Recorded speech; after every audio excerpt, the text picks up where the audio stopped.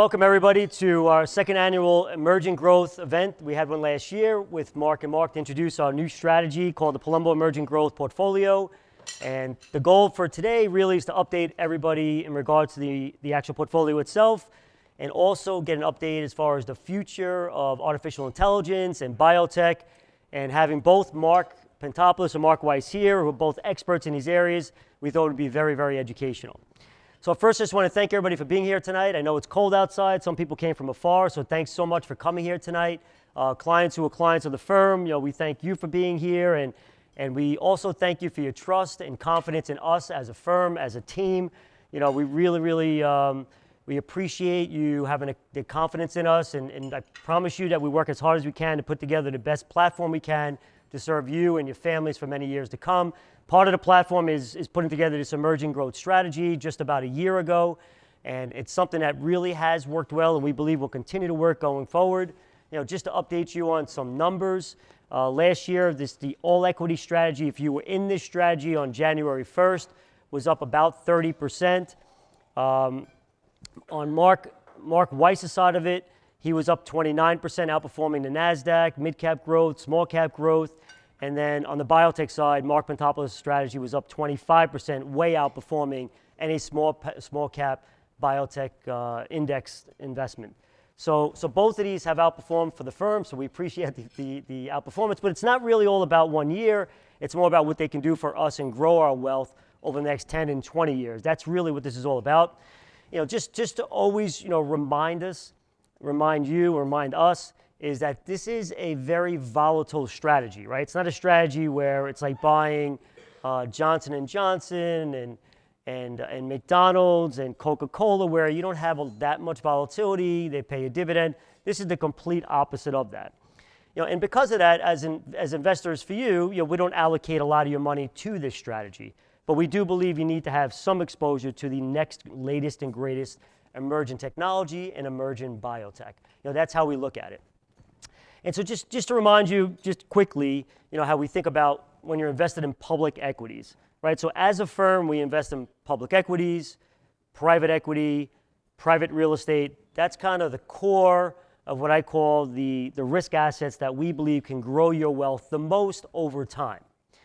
Now, when you're invested in public equities, the core of your public equity strategy is owning businesses that share really three common characteristics. One, they have stable earnings. Two, high returns on invested capital. And three, lots of free cash flow. So these are more of the stable businesses within your portfolios that you own today, like Costco, Waste Management, Johnson & Johnson, McDonald's.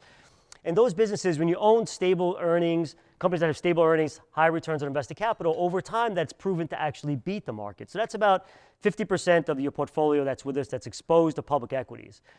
About another 30% of it, another third is the S&P 500. And then another 20% of that is the larger technology parts of the NASDAQ, and the other 10% is the emerging growth portfolio. So anywhere from 10 to 15% of your overall public equity strategy is exposed to emerging growth. Now, not all of you in this room have emerging growth yet in your portfolio. We've been in discussions about it and me educating you, but this is a great opportunity to be here today to get to learn more about this today. The last one I would say is we're coming upon annual reviews for many of you today. Many of you got phone calls from my team already. The goal of the annual review is sit down, review the portfolio results, as we always do, review any changes in your life, go through your financial plan, and go through any type of advanced planning items. So I look forward to meeting with all of you over the next 2 to really probably a couple of months to go through our annual reviews. So without further ado, thank you, Mark Weiss and Mark Pantopoulos, for being here. So quickly, Mark Weiss, if you can give us a quick background about yourself, that'd be great. Sure. So I've been in the business since 94. Straight out of business school, I went to work at a firm called Amarindo. So I was in the 90s doing emerging technology investing, buy and hold tech, but the high growth tech. So in my first year working, I remember the firm I was with was the largest public shareholder of Cisco and Parametric Technology, and both those stocks got cut in half that year. And I thought, oh my God, I'm going to lose my job. And then those things from there, Cisco had its best run ever. So that's what I learned. It's volatile. but if you stick with it, you can really make big dollars. And the new technology beats the old. And in 2005, I started my own firm with a couple of partners, and to basically do the same thing, invest in emerging technology, companies that can compound revenue growth at 30% plus a year for a decade or more, and do it both at the public level and at the private level. Love it. Thanks, Mark. Mark Mentopoulos. Yeah, my name is Mark Mentopoulos. I've been in the business also since the late 90s. I have not spent my entire career on the investing side of healthcare.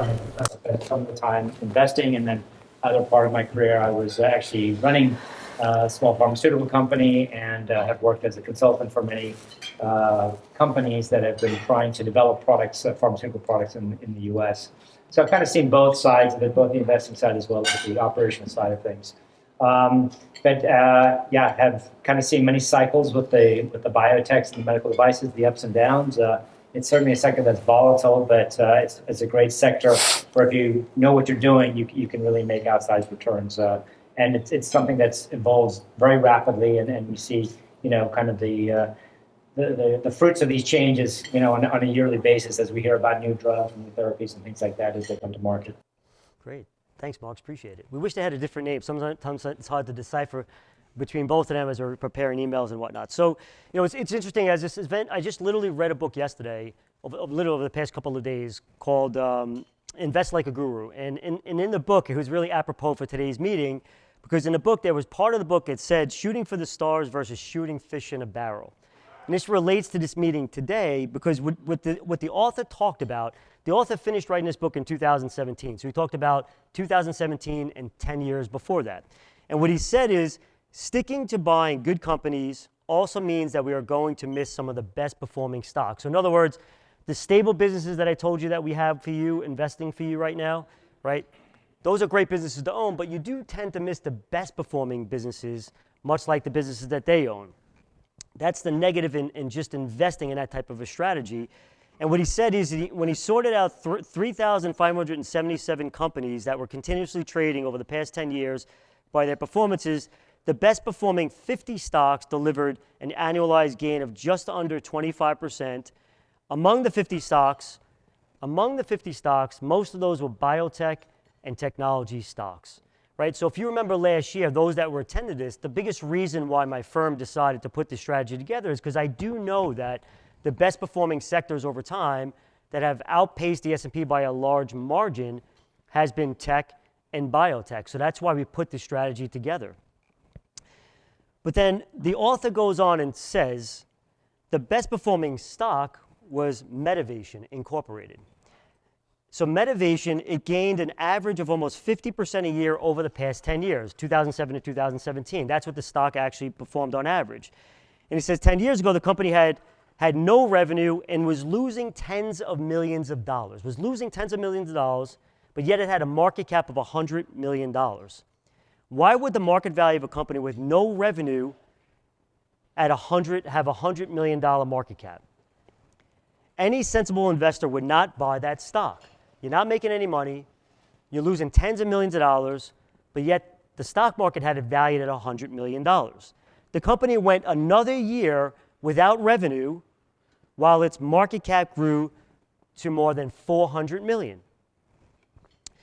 The company did eventually grow its revenue to $1 billion and then had eventually a profit of $250 million in income.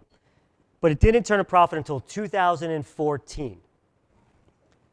And then it finally got sold to Pfizer in 2016 for $14 billion. So the first question I have for both Marks, in this world that you're living in, and let's start with Mark. Let's start with Mark Mentopoulos first, because it was a biotech-related company. They focused on oncology, Medivation. You knew about them. So the biggest concern I had, even before launching this portfolio, is like, how do managers like you have the confidence, like I guess other investors did with this company Medivation, where they said, okay, I'm going to buy this company at a $100 million valuation. It's losing tens of millions of dollars. Like, how do you have the confidence to know what's the right business to own for the long term? Well, in this case, it's data. It's clinical data, right? That's what's going to tell you that this is going to be a winner. And really from that is a randomized clinical study where they tested against, traditionally in cancer therapy, it's against the standard of care, whatever they're treating patients with now, and that you're showing a benefit in survival, right? So that's what happened with that product, right? It was a prostate cancer product and showed a great survival of an existing product that's out there. And we already knew that there was another product that J&J was selling, a similar mechanism. It wasn't quite as good as this product, but J&J had already been selling this product, and it was already selling $1 billion. And this product was even better than that. So you could say with some certainty that this was going to be a big winner because it was already better than this product that was already out there selling over $1 billion. So that's essentially what you're doing.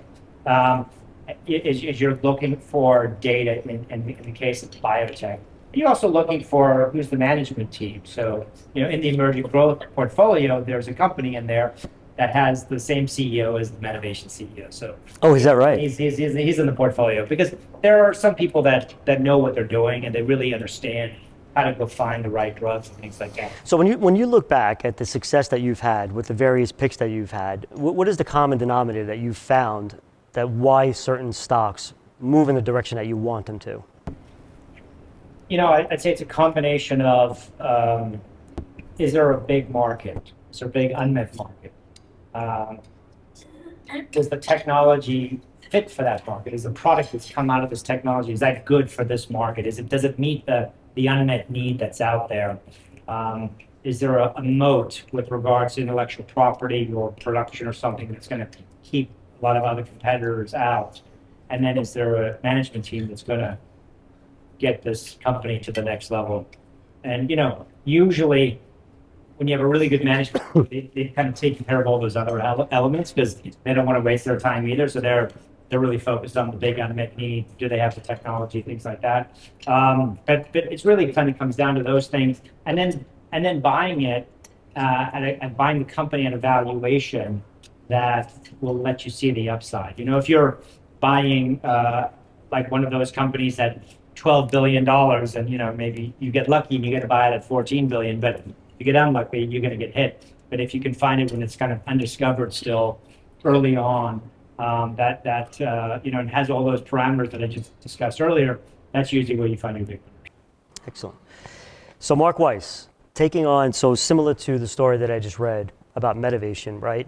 Companies that you may be investing in that are losing money right now, but you have confidence for whatever reason that it'll survive, and not only survive, but thrive, right? What gives you the confidence when you go to buy businesses? Well, it's you have to understand the industry, the space, the potential, and then you can really narrow it down very quickly to a small number of players that actually can participate. So I'll give you an example. Has anyone heard the term eVTOL? Does anyone know what that is? These are they were going to have the thing running at the Olympics, but it didn't happen. These are flying cars. They take off like helicopters, then they convert over, and then they fly like an airplane, and which is very efficient. And they're E because they're electric, and electric means they're quiet, 100 times quieter than a helicopter. Also, there are far fewer moving parts. And it's one of the things that people don't realize that makes Tesla so great. There are electric engines. There's like maybe 10, 20 moving parts. There's thousands of moving parts in internal combustion. That's why you can take them to the shop. You don't need to get your Tesla screws because this thing doesn't break down. So it's a very different ball game. And now you bring that to helicopters, they crash. A lot of single points of failure. They're loud. No one wants them around. They're expensive to operate because of all those parts. So eVTOLs, we think, is going to be potentially an industry as large as the auto market. But we don't need that for success. There's two companies out there, and what's interesting about these two companies. One's called Joby, one's called Archer. They're just down the road from Tesla. We own Archer in the portfolio. We have Archer in the portfolio. So we thought Archer was the better one because they got a lot more done over a shorter period of time, about 1/3 the capital of Joby.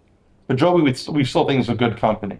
But what's pretty clear about in 2023, DoD gave contracts to both companies. Why would they do that? Because, in the carrier group, you're flying helicopters back and forth all the time. It's using up fuel. You can charge it up. Electricity from the nuclear power plant on the aircraft carrier. You save a lot of money. It seems more reliable. So it's pretty obvious DoD wants these guys to work. We know the Chinese are investing in this big time because everyone sees that this could be the next new auto industry. So we said, all right, there's only probably 2 companies that DoD's betting on. They got critical mass of financing. They have good venture backers. They seem to have very good teams. They picked up a lot of talent from Tesla to build these electric motors. So they got the people from the right place. And we said, it's worth the bet. So we put it in the portfolio, and I think we got in around $5-6. Didn't stop it from going down to 3. But now it's a $9 stock, and it's a $5 billion market cap company. Now we think at a minimum it's going to probably make the helicopter market 5-10 times larger. But if we're right that it could be the same size as the auto market, or 30-40%, we think this could be a company in the hundreds of billions of dollars market cap. And right now it's still only $5 billion. And what's changed before, it was risk. There was financing risk. They have to get FAA approval. Hasn't happened yet. But now the stock has come up. They've filled up, they've gotten more capital from their partner Stellantis. They've done some stock offerings. So now they beefed up their balance sheet. And so now we think it's kind of between them and Joby. And it's kind of a wide open space. And we do not believe there's going to be 20 companies here. We don't think FAA wants that. But there's only a couple of people in the space, and it's early. And we look at it like, what, do you want to buy $1.5 trillion Tesla? You can't make 100x there. But here you can. $5 billion merger. Right. So Mark talks a lot about in the portfolio. So in the portfolio, Mark doesn't own NVIDIA. And people, well, how can you not own NVIDIA? It's it's a star of AI, which is true. And, we own it outside the portfolio, et cetera. But Mark's whole point about NVIDIA and Tesla is these companies are already at $2, $3, $4 trillion in market cap. They can't go up 10x from here, right? That's can they? Yes, but will they? It's just much more difficult. Where like Archer as an example, it probably has they still have to go through many challenges, but there's a better probability of them going up 5 or 10x. And a big part of both Mark's philosophy investing and what they're trying to do is capture those businesses that can go up 5 and 10x. But so when we talk about 5, 10x, we all love to hear that, right? We all want that from both of you. And I asked Mark already, Pontopoulos. So Mark Weiss, but at what point, how do you protect capital though, right? So let's take Arch as an example or other businesses that you've been in. But at what point do you say to yourself, I'm wrong and I got to get out? Like when do you move out?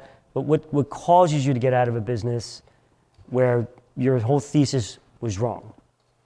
Well, I think there's a couple of ways. Sometimes you get out because you succeeded. Yeah. Right? It's like we've been in, we started the firm in 2005. Our first 2 big stocks that we got in was like Salesforce and Google. We're up like 20, 30x on those names or more.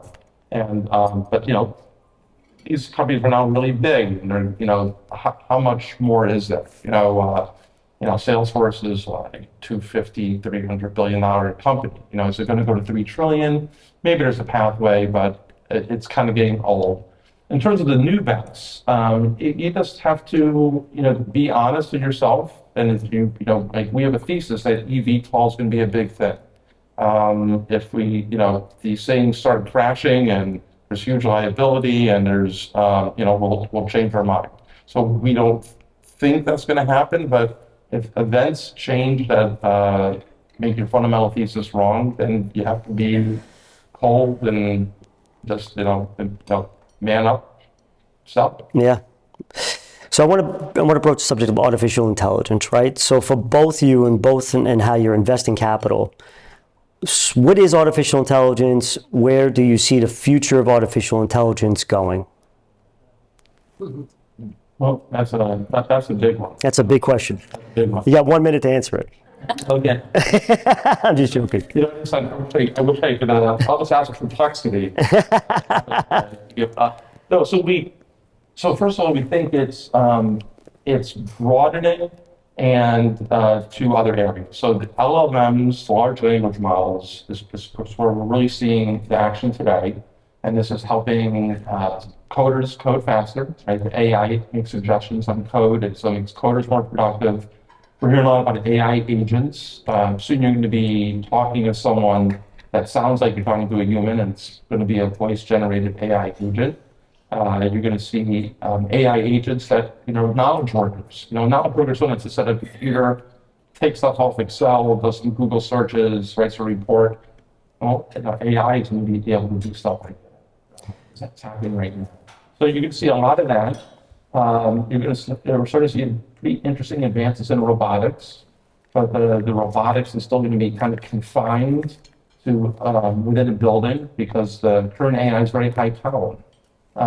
You see in the Ukraine war, these suicide drones, these $400 drones that fly under tanks where Russian soldiers are hiding.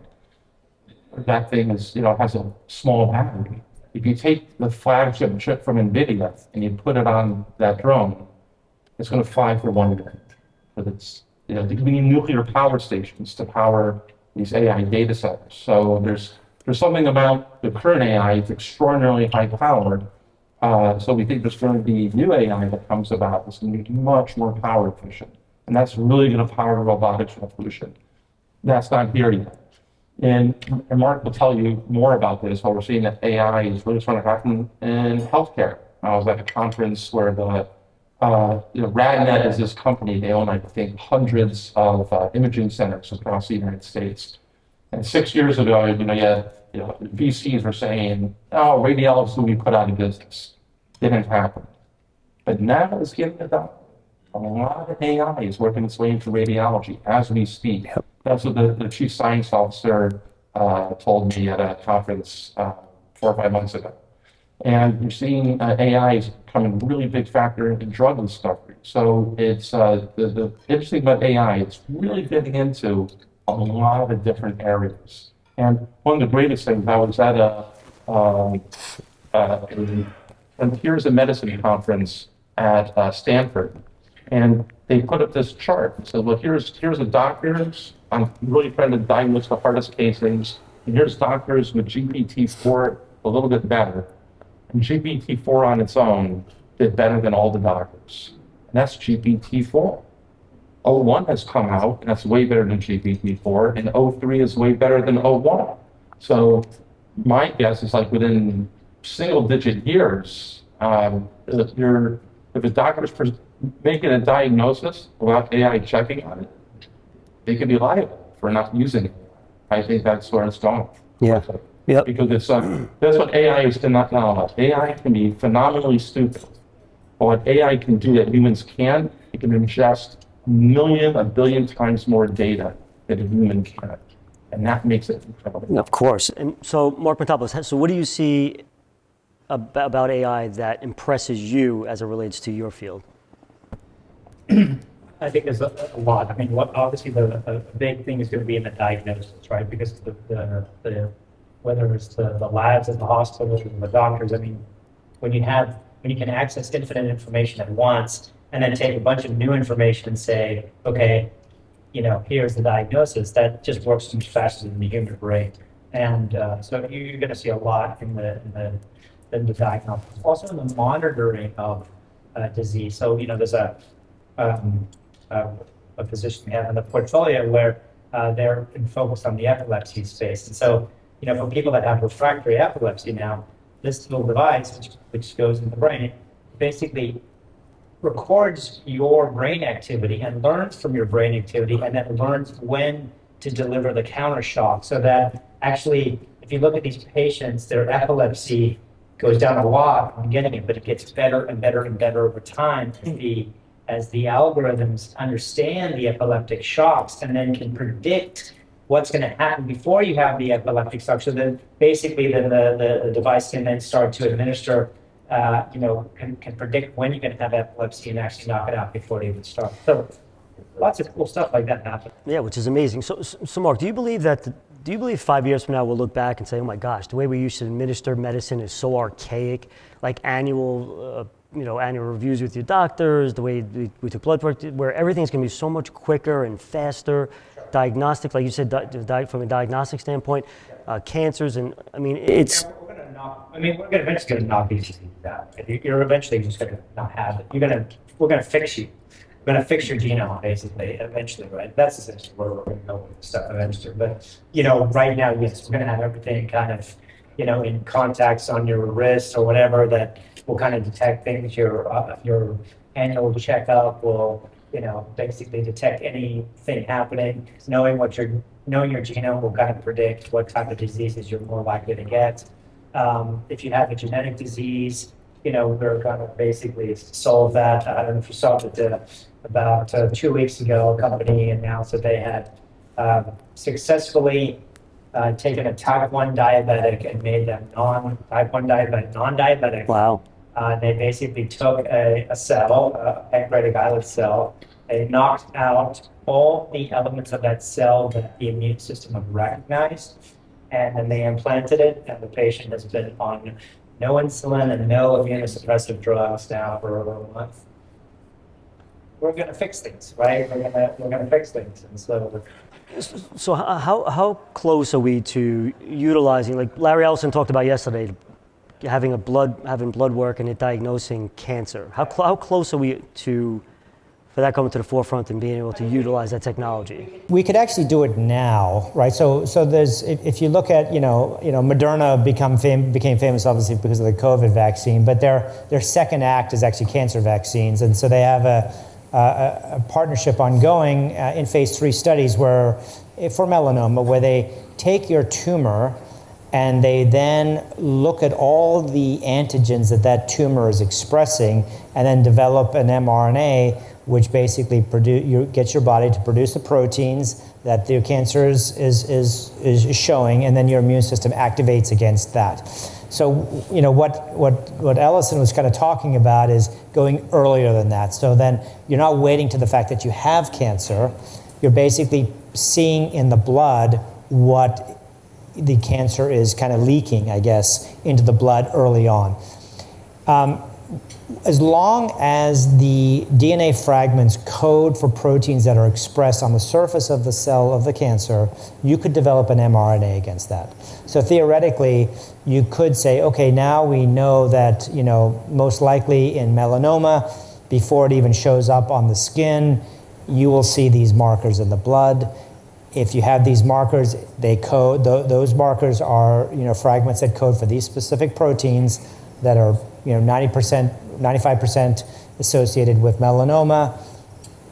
You do an mRNA vaccine, you get the cancer knocked out very early, and then you basically probably have a clinical cure for your melanoma that it will never show up, essentially.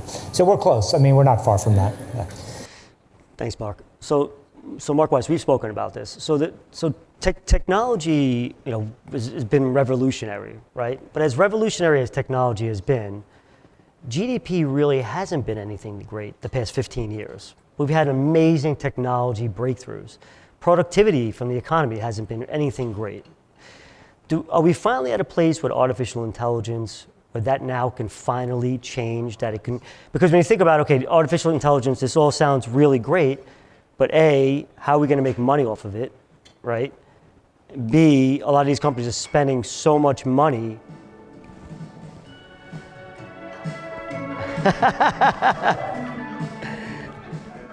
All right. Is that all? They don't want an answer to this. They don't want an answer to this. So, and there's so much, we talked about this too. I mean, there's so many companies spending so much, billions and billions of dollars, right? To get it right, to get in front of everyone. We have to see a return on that investment. So are we finally in a place where this technology could increase productivity, get breakthrough GDP that we've been looking for a very long time?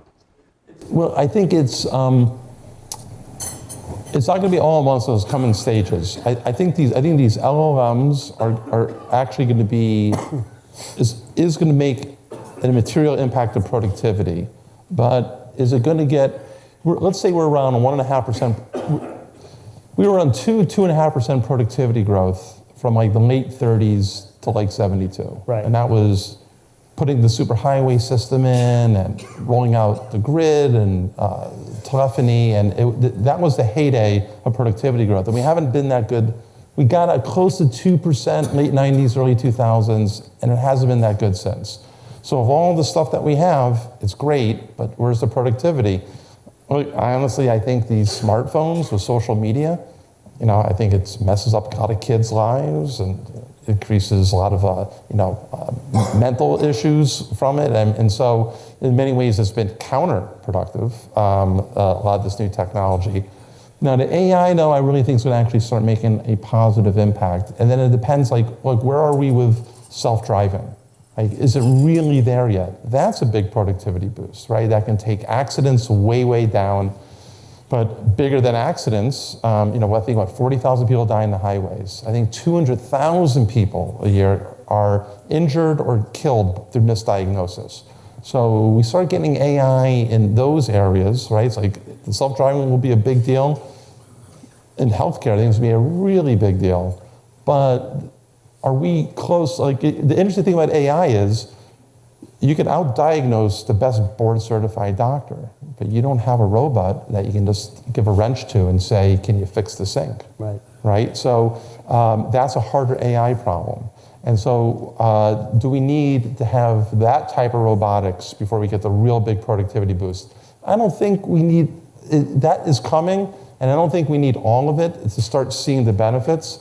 But I think actually the thing that's almost as big as AI, if not larger, is going to be quantum computing. Right. Because that's where I think we solve the hardest problems, and that's the thing that will lead us to. So Mark, so quantum computing was something else I was going to ask you. So regarding quantum computing, just define that for the audience. So what is quantum computing? So quantum computing is just today we all work on transistors. It's an on and off switch, and it turns on and off. Then it sends a signal to the next one, and that turns that transistor on or off. So everything's sequential.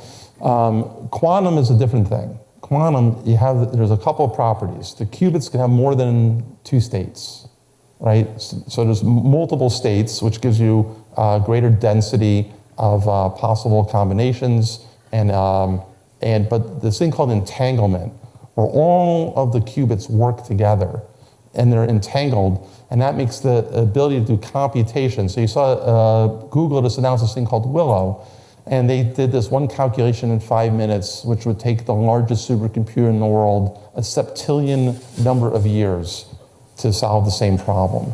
So with that type of compute power, you can now drug discovery from IND. When you're going to go into a phase 1 trial, you got to file an IND, and then from there to a successful phase 3, it's about 5-7% probability.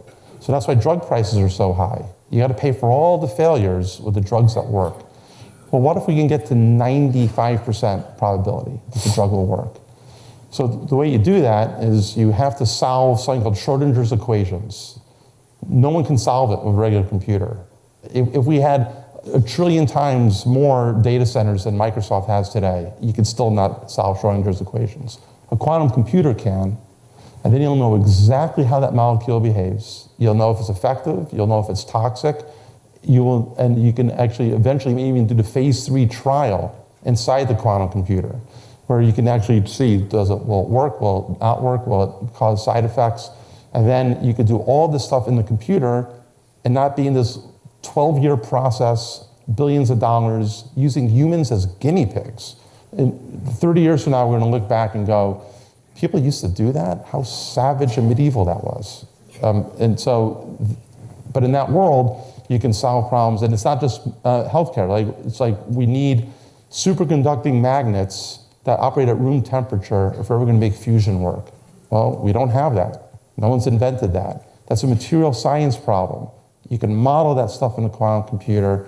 And so I think a quantum computer is going to help you solve fusion, it solves energy. Instead of worrying about whether we use wind turbines or nuclear or solar cells, how about we use nuclear fusion and have it be 1/3 the cost of fossil fuels? And then we have clean energy it's not a trade-off, like, well, we got to go clean, but expensive, it's good for the planet, but it's bad for your pocketbook. You could be out of that game altogether. Cheaper, infinite energy. So those things can come from quantum computing. Mark, in terms of RFK Jr., RFK Jr., right, who's now in the administration, what is your view of that? How do you think he changes things as it relates to medicine? Well, we'll have to find out. I don't think he's as radical as, well, even if he is very radical, I still think Trump is going to put some parameters around that, because I think if he starts doing things that look bad and start kind of backfiring, I think you'll see kind of Trump step it. You know, the people that he's bringing in for the NIH and for the FDA, you know, these are not like, these are serious scientists. I mean, they're considered controversial because they were questioning whether kids needed the COVID vaccine, whether the COVID vaccine would stop transmission of COVID, whether masking really worked, whether you needed to shut the schools down, whether that was really beneficial. They were asking these questions, and I think that for that reason, they were obviously, you know, that wasn't the going consensus or the going thinking in the government, so I think these folks were ostracized. But then they're not, you know, hack scientists. I mean, I think they're legitimate scientists. Let's see what happens. I think they want to take the waste out of the NIH, so I think you'll see some programs get cut by the NIH. Let's see how the new FDA commissioner views drug discovery, if he's going to be lax or more tight with drug discovery, with drug approvals. I think we have to wait and see. I'd say right now, I think it's a wait and see. I don't think it's going to be completely radical. I think there's Trump likes to show progress. So, you know, if this guy came in and shut down all drug approvals, I mean, it would look pretty bad, and I think Trump would probably not like that. So, you know, I don't think it's going to be as radical a change as people think. But let's wait and see. Let's see kind of how the first few months go. So Mark, going back to AI, right? So like I said before, so how is AI, how is it going to help the economy, and then how do you make money as an investor, right? So as an investor in biotech and healthcare, when you think about AI, you saying to yourself like, well, I'm going to invest in this business because they're utilizing AI in some capacity. So is that part of your formula now going forward as you think about making investments? It's certainly one of the areas. So, you know, in diagnosis, you have to use AI now, right? There's no other way, because you have to figure out a way to identify problems and what are the markers of those problems. I think with regards to things that come later, like clinical studies, there are ways of using AI, but the problem is with biology is we don't know all the biology, right? We don't know what we don't know. And, you know, for instance, there's this company, Seer, that we know. They, you know, come out on their conference calls and they say using their system, they've identified, 5,000 new proteins. What do those 5,000 new proteins do? We don't know yet. So, so there's still a ways to go before we fully kind of flush out exactly what these proteins do. But certainly, in terms of thinking about ways to design new drugs, yes, I think I think AI is going to play a role. But you can't fully rely on AI yet because it's still proving itself. And then what happens if you design this great drug for AI, but another company says, well, the way to do it is the gene editing approach, in which case you don't even need a drug anymore. We'll just fix your gene. And therefore, all that work on that drug was of no value, because you'd rather go get, fixed, I mean, if you look at, of all the pharma companies, most of them are kind of brain dead right now, but Lilly is doing good work, and they have a program in what's called LPA, which is lipoprotein A, which is involved with many cardiovascular diseases and things like that. And it's interesting, they actually have a program with an injectable. They focused on LPA. They have a program with a small molecule oral drug focused on LPA, and they have an opt-in right on the gene editing approach for fixing LPA in vivo in patients. So, even they're not sure right now where it's going to be. There's still a lot of questions about, do people want to have their cells genetically modified? And I think that those questions are valid. But over time, if you see that it works, if you see that there's no big side effects to these things, and if you don't have to you don't have to pay an expensive copay every month for that drug that you're getting on a monthly basis, some people are going to start to look at that and consider that. And especially if you have a disease where if you don't get the therapy, you're going to die, or you're going to have a really bad cognitive decline over some period of time, you're going to opt for some sort of gene modification type therapy. So there's a lot of moving pieces. I think AI is going to play a huge role, but I think that it's still early in the game, and we have to watch and see where really are the best applications for it. Right now, the best applications for it that I see are in diagnostics. Those are the most obvious ones. I agree. Hey, Mark, how about you? So, many of us are thinking to ourselves, AI sounds terrific, but how am I going to make money in AI? What do I look for in a business? Or what are the best businesses or sectors to be invested in to take advantage of AI? It's a great question, because I think as sectors evolve, and early on, and we saw this in the 80s, we saw this in the 90s, people will gravitate initially to hardware. So NVIDIA's been where the action's been, right? And if you look at their revenue, 80%, 90% of their revenue is now AI. 4 years ago it was mostly graphics. Now it's mostly AI.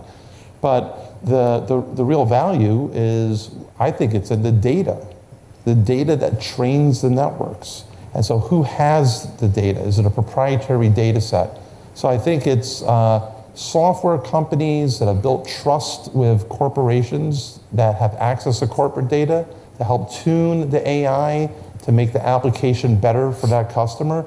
I think that's a very, very good place to be. So a lot of the existing software companies that have built up, doing software as a service, taking your crown jewels, your data, moving it into the cloud, right? People used to freak out over that. I need to have it in my data center. No, you can have it in our data center.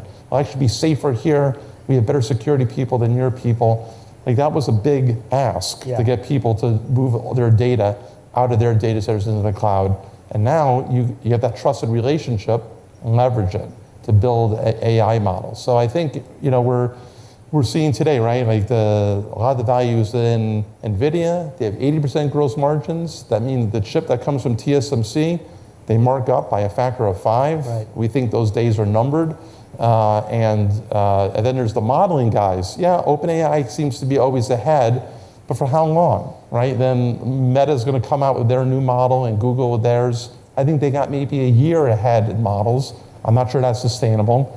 So I think the value, and we're already starting to see it in the software names, is going to shift to the software names, which if you look at our performance last year, we didn't do well until, the back quarter of the year, because that's when people started to see the fundamentals of the software companies really starting to improve. You see Mark Benioff, he's on CNBC all the time now. Mark Benioff of Salesforce. From Salesforce.com, talking like, we got these really great AI agents, and we're gonna have 1,000 customers on this in a short period of time. So we think it's really shifting to software, and it's because we think the value's in the data, and the software guys are going to exploit it. Speaking, when you look at the technology sector, hardware companies can't really build a moat as software companies can build more of a moat. So from an investment standpoint, investing longer term in software companies seems to make sense. So right now what we're going through, so NVIDIA is technically a hardware company. We agree with that. Well, it is, but most of Wall Street thinks they have this thing called the CUDA software, which gives them this like big barrier to entry. And then there's other software they have called the NVLink, which is a proprietary way of getting all the GPUs to talk to each other. And that's all great for training. But now we're moving to inference. And inference, once you build a model, you can run it on anybody's hardware. Mm-hmm. And that's where they're going to have, we think, an impossible time. So Mark, so many people own NVIDIA here, right? So just real quick, right? Because I'm sure people are curious. So what is your opinion about NVIDIA now? It's performed extremely well, which we all know. It dominated or is dominating in AI, right? And I know you have an opinion about this, and we spoke about this. But what is your true opinion about this, right? So I look at it like they're so dominating right now. They built such a great economic moat, right? They do mark up these chips, but I feel like, Jensen is a really smart, he's the founder of the company. I feel like he's trying to transition more to even software within the business. So where do you see NVIDIA going in your view? I think NVIDIA I think they're going to have a good year, but this might be their last good year. Why? And well, I think the reason, he said something very interesting, Jen. Excuse me, when you say last good year, meaning last good year of stock market performance? Yeah, of there being, they really outperformed last year. Of the Mag 7, they did practically the best. I mean, Tesla did very well too, but NVIDIA did phenomenally well. Better than Microsoft, better than Google, better than Amazon, better than Meta. Right. They went up the most. And I think that sort of performance, I think, is going to be in their rearview mirror. And the reason I believe this is that when everyone was in this race, right, the ChatGPT moment happened, and all the big guys were like, I got to build a better model than OpenAI, and Meta's like, I got to build it better than Google. And they all went to build these giant big clusters. And so they were just they were ordering everything they could from NVIDIA. And NVIDIA was like, well, I can charge whatever I want because the demand is practically infinite. And now we're going to build these next generation of very large clusters. So if you look at the last generation of models, the biggest cluster was 100,000 GPUs. That's now the starting size. So this new chip they have called Blackwell, I think they're going to sell a lot of it this year. And they may even have put up numbers that allow them to raise the forecasts. But I also think what's going to happen this year is we're going to really start rolling out these models. And so training models is great, but eventually these guys I got to make a product on this. And that's what it's called, the inference market. So I build the model, and when I put it up there, and I go to OpenAI and I ask a question, that's called inference. I think that is ultimately going to be 10 times the size of the training market, but we think it's going to be very commoditized. And NVIDIA is kind of selling people, we're going to be able to keep these 80% gross margins forever. But we think there's just not a chance that's going to happen. So we wrote a note on this about a month ago saying they either keep their 80% gross margins and just focus on training, or they can try to keep 80% market share, but they can't do both. And we think Wall Street is not prepared for this. And what eventually will happen, what you see with a lot of these businesses, that what'll start to see the stock decline is some type of guidance from management perhaps, or starting to see some type of tightening in margins. Right. I mean, ultimately, it's something that happens very, very fast. It can, or it could just not go anywhere. It could just kind of like stagnate. Right. Sometimes it's relative performance, and I think you're going to see. And it's also, is there a scarcity factor here? How many pure play AI companies can you own today? It's really NVIDIA, and then there's there's another great example. There's a company out there called Astera Labs. They make a retimer chip because they need to move data around very rapidly inside a data center. So this retimer chip, it's a big chip, and it give you a terabit a second for like a meter. Well, there's optical startups right now. We have some of them in our portfolio that can do it for 1/10 the price, 1/10 the power, and 10 times the distance. So if you can do that with micro LEDs and lasers, you need retimer chips. But everyone is in this stock. It has a huge multiple because it's a pure play on AI. It's them, NVIDIA, and Credo. What percent of Microsoft's revenue is AI? It's under 5%. Yeah, it's small. It's small. But growth. So the next couple of years, I think we're going to see a lot of AI IPOs come out. Yeah, I agree. And now you're going to have a lot of other ways of playing AI. Right. That's not just going to be NVIDIA and Astera Labs and Credo. And we think in that world, that will also compress multiples because when there's only 3 names to own, there's all this demand to own AI, and there's only 3 companies. Yeah, we could talk all day about this. All right, so I have 2 more questions. I have one more question for both of you, and then we're going to leave it to the audience to ask any questions that you may have. So just quickly, if you could answer this, okay? So new administration, what is your opinion in terms of, or what does it mean to your industry specifically that you're investing in your opinion?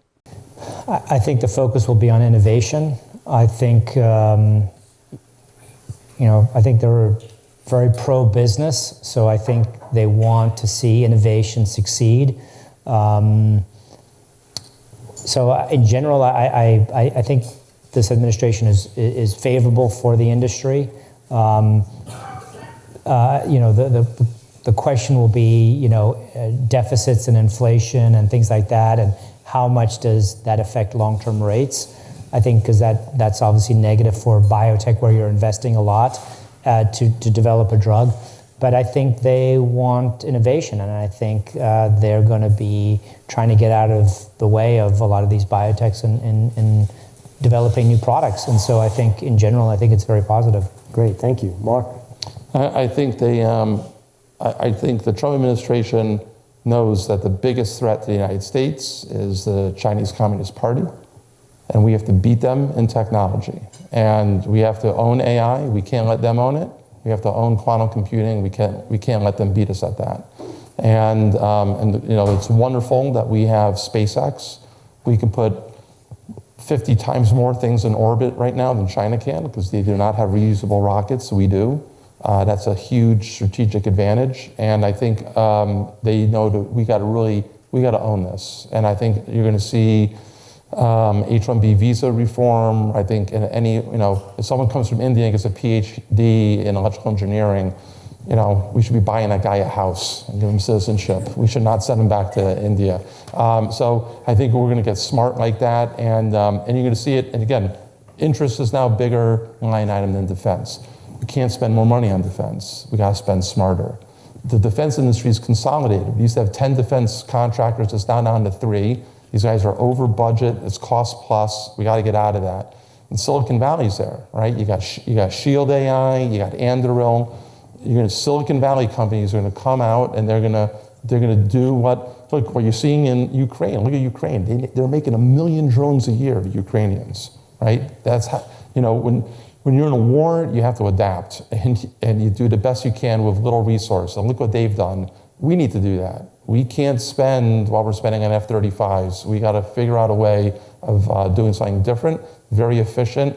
And I think with the people they want to run DoD, they're putting the right people in to put that reform in. So I think technology is the future battlefield, and we have to beat the CCP at this. And I think the Trump administration's we got $500 billion more for AI today. It's been the first week, so I'm hoping for $100 billion for quantum next week. Hopefully we'll get that. So I just have one other quick question, Mark, for you. 30 seconds, 1 minute. Yeah. Okay.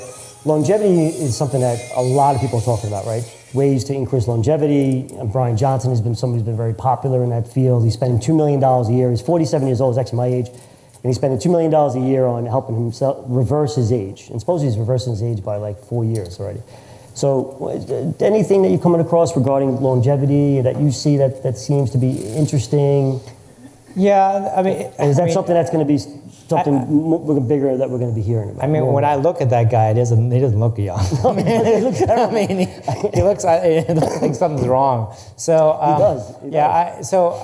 Yes, I mean, there is. I mean, we will learn. Actually, one of the big things I think that's going to help longevity in this country is these GLP-1s. Right? I mean, when you reduce things like obesity, you reduce inflammation, you reduce autoimmune disorders. It looks like it may actually help with cognition. I wouldn't be surprised to see that, this doesn't help alleviate the symptoms of Alzheimer's, reduce arthritis, psoriasis, all that stuff. So I think we're learning, and I think there are going to be some drugs that will be beneficial to people over time. And I think we're also going to learn about, as we know more about ourselves, what diseases we're predisposed towards. And yes, there are going to be a lot of interesting new therapies that come around that really help patients that are predisposed to certain conditions. But at the end of the day, I think diagnostics will be another big area where we learn about what you should eat, what you shouldn't eat, things like that. And then if you're predisposed to a certain disease, what should you avoid? And I think getting back to the basics of healthy eating and exercise and good community, I think I think those things can go a long way. Maybe being supplemented with diagnostics that kind of help you kind of optimize that path a bit better. Did you see Brian Johnson's on Netflix, the documentary, by any chance? I just seen I've just seen some interviews that he's done, it's and wild. I It's wild. yeah. So Okay, so we're going to open up for questions that anybody has. Please, feel free to raise your hand, and Matthew's going to come up to you and help you answer any questions you have. We got question number 1. I have 2 questions, actually. One is what's going to happen to Snowflake? And the other one is the current PE is about twice or so of the historic average. How long will it last, if it will last? P of what, the S&P 500 or The price to earning ratio. of the net? Oh, the 500, yeah. the S&P 500. That's right, yeah. Okay. So guys, let's try to be quick with this because we're a little bit ahead of What was the second question? Is about just answer about Snowflake. Oh, yeah. Well, Snowflake, we think, is one of the companies that they had a CEO change. They acquired a company for its AI capabilities, and they made that person now CEO. And since that moment, they've really gotten their AI act together. So we think that's one of the companies where they have gone head to head with Google and Microsoft and Amazon in being a data warehouse company. All those big companies have their own databases, and these guys, their database is just that much better. So they're able to absorb a lot of large data to create these data warehouses for customers, and now they're going to bring the AI to that. So we think they are set up for a good multi-year run. So regarding valuations of the S&P 500, so valuation of the S&P 500, valuations never ever creates a bear market in itself. Bear markets are created by the Fed increasing rates or some type of exogenous shock in the economy. So it's never good to buy something that's expensive. So most likely the future returns of the S&P 500 until we get a major correction will probably be something lower than we've seen the past 5-10 years, which has been somewhere around 12 to 15. Probably see something lower like 7 to 8% because valuations are very high right now. However, if we really do get strong economic growth and all of a sudden earnings continue to accelerate, then earnings can grow into the multiple that we're seeing right now. But valuations never cause a stock market crash, ever. Question? Next question? Back there, Roland. What impact do you think AI will have on the insurance industry as underwriters and actuaries focus exclusively on qualitative and quantitative analysis?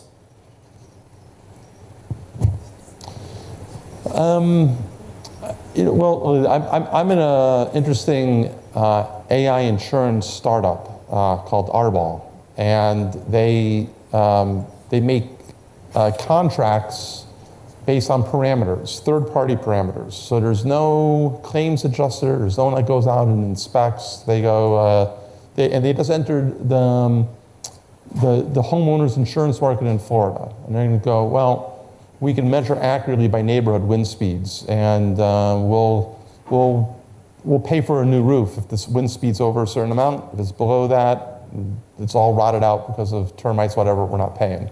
And that effectively is going to make the insurance far cheaper because there's no one going out to argue with. There's no one trying to delay. It's over a certain amount, under a certain amount. So it's almost like a futures contract. So I think AI is going to enable pricing of those things, which will expand insurance to things that you would never do before. Like if you own a motel, you're worried about people canceling on you. You can buy insurance based on, there's a lot of rainfall during spring break. You can buy an insurance contract on that. Things that you would never had before, but you'd be able to create all these markets. And I think AI is going to help price all those things because there's now a lot of data and you can do a lot of modeling. So I think AI is going to change insurance a lot, and it's going to change the business model of insurance a lot. Thanks, Mark. Next question? Next question, anybody? Billy? My question is on a macro basis. My question is on a macro basis. We've got $36 trillion in debt. It's 120% of GDP. I've been through many different market environments, from 89 to 2000 to 2007. And I think you guys have done a fabulous job, and you're very knowledgeable. Obviously, you want to put together a portfolio of stocks in each of your areas. My real question is, and given the debt and given the inflation that we've dealt with, we've all lost 30% of our purchasing power in the last 3 years. Doesn't matter where you go, whether it's your groceries, dinner, on down the line, and that may not stop, regardless of what the numbers look like. How do you think that's going to affect the markets you're dealing with? You've had great performance. I mean, really, you've done a great job. And listening to you this evening, you're very knowledgeable, and I've been in the business over 50 years. And I've met a lot of different analysts and portfolio managers. And I'm very impressed with what you had to say. How do you think your areas are going to handle any kind of a reversal that we deal with? I mean, sometimes when you look at companies, whether it be Cisco or Zoom or any of them others, I mean, Zoom was at 460. Now it's at 60. And, you know, when I was younger, and that's a long time ago, we dealt with 10 times sales, 15 times sales as being very rich. Now you're looking at much bigger numbers. And that you have to look forward to see that really translate into something that's going to be special. And you have to have a platform underneath that works. So most of us, I would think at my age, or a lot of people here, they want to make their money be protected, which you guys have done a great job of. And you'd be more happy with 7, 8, 9% than 20 if you know you could lose 30 or 40. And that's happened a number of different times. And you're in different areas where you can make a fortune if you pick the right companies. And it sounds to me like you have that kind of knowledge. So I would hope that your fund, if it's properly put together, would hold up better in some cases than the general market.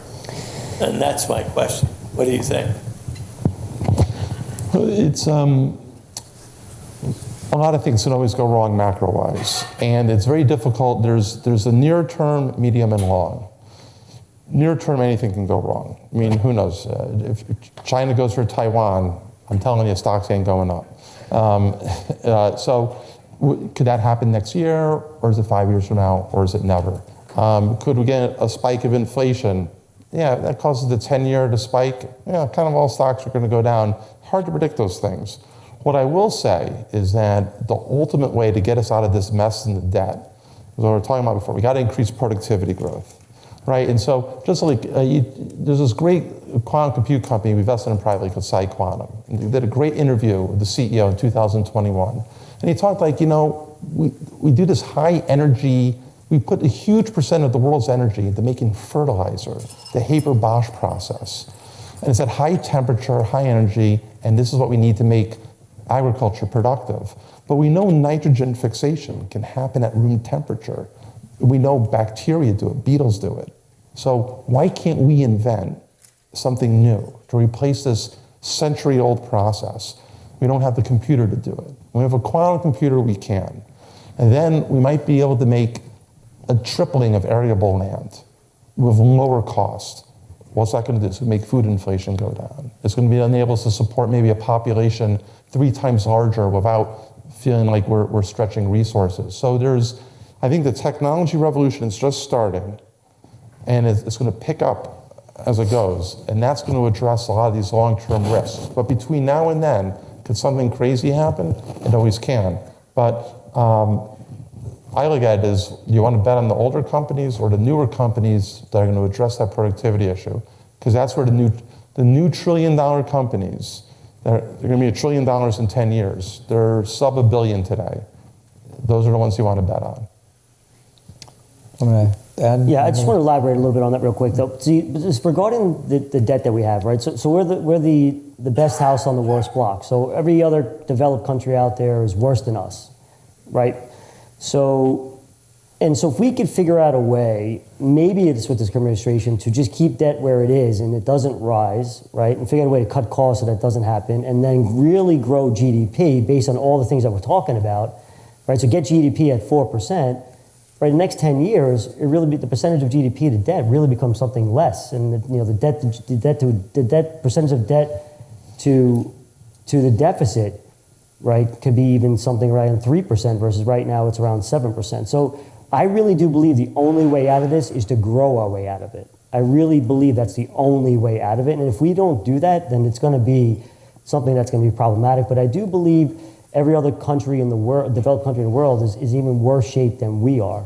And I feel if now is the time to really get this economy moving in a faster direction and get GDP at 4% or even maybe more than that, that would be, I think, tremendous.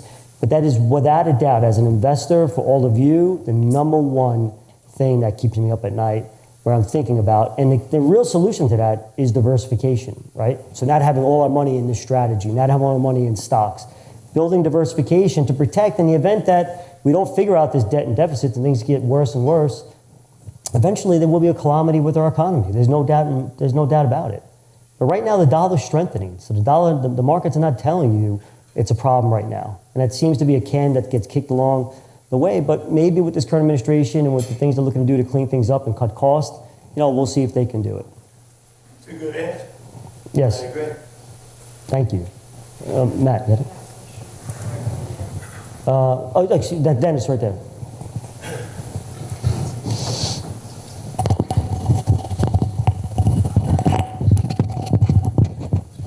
So this is for healthcare, Mark. First, thank both you guys, and thank you, Phil. This was great. So all of the healthcare companies in the world are focused on keeping people alive. I don't see any companies, other than investing your money wisely with Phil, I don't see any companies focusing on how we're going to pay for this. Right? If people start living to 110 or 120, they're still going to stop working at 60-ish. Right? How do you pay for all these people? I think we're on the, cusp of major shakeup in the healthcare area. There's no doubt that there are real problems, structural problems with the healthcare system, both with the delivery of healthcare, but the price of drugs and all these other things, right? I mean, it's not, unfortunately, it's not for no reason that the guy from United Health was shot, a couple months back, right? There's growing frustration with the whole healthcare system. So what's going to change it? I think one is, the administration of how do we effectively administer, healthcare to people. I think that's one. We overtest. If we get a surgery done here in the U.S., you look at the bill, right? It's like, well, they charge the hospital $70,000 for it. The insurance company negotiated the hospital down to $30,000 of it. They paid $20,000 of it, and they want you to pay $10,000 of it. Whereas in other countries, they're just doing it for $30,000. That's it, out the door. So I think the administration of it, I think we've got too many folks that are, too many pigs at the trough. Everyone wants their piece of it. So I think there's going to have to be some sort of shakeup around there. And the stuff I do in the innovative side, I don't really focus on the services side, but on the innovative side, I think we're going to see drug prices start to come down as we come up with all these new modalities. We are going to be in a place where we can fix genetic disorders, and we can probably get to a place where we can fix a genetic disorder for $5,000. We can fix it. We can fix that person's gene so they don't have that issue anymore. And as we learn how to produce these drugs at a cheaper cost, then I think it's going to actually end up reducing the price of healthcare, because typically with people with these genetic disorders, they have years and years and years of very high therapies and things like that over time. So I think pharma is actually due for a shakeup. So, one of the things we think about always is, what is the market? What are they really bringing to the table here to help improve the quality of care and try to reduce the cost of care? Because you're right, we can't just keep spending 20% of GDP forever on healthcare when we've got these deficits that we're running right now. Yep. So it's, but again, I think if we can think of ways in which we can actually cure diseases the GOPs are probably going to end up reducing the cost of healthcare in this country because, as I was saying earlier, if we get obesity down, a lot of other diseases go away, right? A lot of autoimmune disorders, diabetes, all of these things are caused by obesity, a lot of them. Right. So I think we're starting to shift things a little bit, that we're going to start to shift things to say, you know what, we can't just keep paying for expensive drugs and unnecessary surgeries and unnecessary testing. We've got to, basically do things that are going to cut the cost. And I think actually this is where maybe this administration is going to kind of pay some attention to it and think about ways to make sure that we're spending the best dollars on healthcare, because I think right now we waste a lot of money in healthcare, and it's unsustainable. Thank you, Mark. We're going to do one more question. Gentleman in the back, I believe, had a question. So, we're kind of in the euphoria moment for AI and genetic manipulation. So I'm trying not to ask a really big, broad public policy question, so I'm going to kind of pick up where that gentleman over there left off, asking a question about impacts. And I'm thinking of the movie The Graduate, the plastic scene, remember that?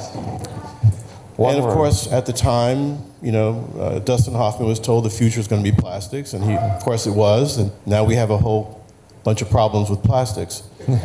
So, I guess my question is, how can the development of these technologies be monitored by the industries themselves in kind of a self-regulatory process without a lot of heavy government regulation being imposed on them? We know what happened, this is Mark Pentopoulos, we know what happened with Dr. He with germline, and CRISPR technology. That's going to happen again. And so if you're looking at just what is the potential for investment issues or impacts on these new industries, who's thinking about the potential shocks that are going to come from inside these industries? And are there players? I mean, besides people like Toby Ord at Oxford with his worries about the precipice that we're heading toward, right? So if you is anyone thinking about this seriously to prevent the kinds of shocks and downturns that are inevitable if we're not thinking in a sort of systems way about these new technologies?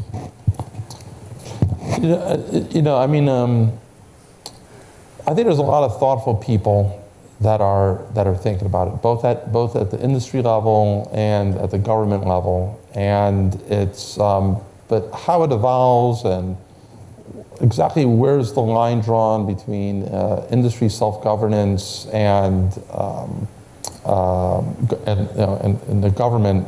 I think it's going to be evolving, and I think I don't have any grand roadmap in my mind. What I am pretty convinced about is Europe's approach, which seems to regulate so there's no innovation at all in your economy, is the wrong approach. And I'm not saying that we should be completely laissez-faire and just let everything go. We're obviously, we've put restrictions on chips that to different countries, and lo and behold, that's created one of the most disruptive things out there, which is this DeepSeek model from China, which is actually quite competitive with OpenAI's O1. And I think it was trained for under $5 million and not $10 billion. So obviously they did this without vast quantities of GPUs from NVIDIA. So did we do China a favor by restricting access, by trying to regulate their access to advanced chip technology that forced them to innovate in a way that's better than what we did? So again, maybe it would have been better if we got them lazy and give them a lot of H100s, and then they wouldn't have innovated as much, right? So that's the hard thing with the regulation is you can easily over-regulate, or things that you try to prevent, you can't stop anyway. So I think you need to be mindful but I don't have any recipe. I think we did a pretty good job with the internet. We kind of kept our hands off for a while, and I think that was good. I think it's pretty clear it went the other way when you tried to use the internet to censor. I think that was clearly not good. So I think we got to take it a day at a time and be mindful. But I don't have a grand, here's the right way to do it. Thank you, Mark. All right, well, Mark and Mark, thank you very much for your excellent presentation. Appreciate it. So they'll be around for the next 10 minutes or so. Last call's at 8:30 at the bar, and I look forward to talking to all of you as well. Enjoy, everybody. Thank you.